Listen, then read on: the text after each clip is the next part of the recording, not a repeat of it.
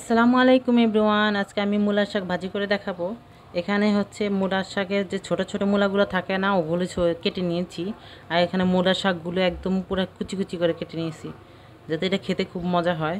এখন আমি চলেন রান্নার প্রসেসিংয়ে চলে যাই। চুলা একটা প্যান বসিয়ে এর ভিতরে দিয়ে দিচ্ছি রান্নার তেল। তেলটা গরম হয়ে আসলে এর ভিতরে দিয়ে দেবো আমি পেঁয়াজ কুচি। এখন পেঁয়াজটা আমি ভেজে নেব।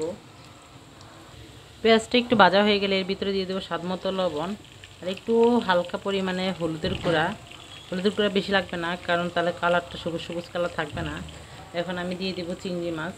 চিংড়ি মাছটা শুধু কালার হওয়ার জন্য আমি একটু হলুদ দিয়ে দিচ্ছি হালকা। এখন এর ভিতরে দিয়ে দেবো কাঁচামরিচের ফালি। কিছুক্ষণ আমি মাছটা এভাবে ভেজে নিব। চিংড়ি মাছটা একটু ভালোভাবে নেড়ে চেড়ে ভেজে নিচ্ছি। ভাজা হয়ে গেলে এর ভিতরে আমি দিয়ে দেব মূলার শাকগুলো।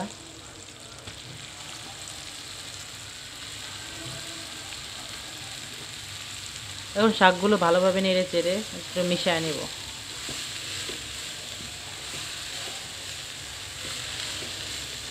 হলুদ আমি বেশি দিইনি, কারণ আমি সবুজ সবুজ কালার রাখতে চাচ্ছি। সবুজ সবুজ কালার রাখলে খেতেও মজা, দেখতেও খুব সুন্দর হয়। আমি হলুদ বেশি দিইনি।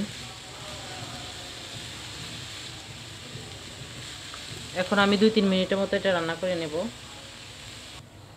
শাকটা একদম ভাজি করে ফেলেছি, কোনো পানি থাকবে না, কোনো পানি লাগিয়েও নি, একদম পুরো পোড়া পোড়া করে ফেলবো। দেখেন কালারটা ঠিকই আছে, সবুজ কালার রয়ে গেছে। আমি একটু ঝাল বেশি দিয়েছি, আসলে শাক ভাজিতে ঝাল না হলে ভালো লাগে না। চুলার আঁচ মিডিয়ামে রেখে শাকটা ভাজি করতে হবে। ব্যাস হয়ে গেছে আমার শাক ভাজি। এখন আমি পরিবেশন করে নেব। আমি এখন পরিবেশন করে নিচ্ছি। ভিডিওটি সবাই ভালো লাগলে লাইক কমেন্ট শেয়ার এবং সাবস্ক্রাইব করবেন। কমেন্ট বক্সে জানাবেন কেমন হয়েছে। নিত্য নতুন ভিডিও দেওয়ার জন্য আইডিয়া দিবেন। আজকের মতো এখানে বিদায় নিচ্ছি। আল্লাহ হাফেজ।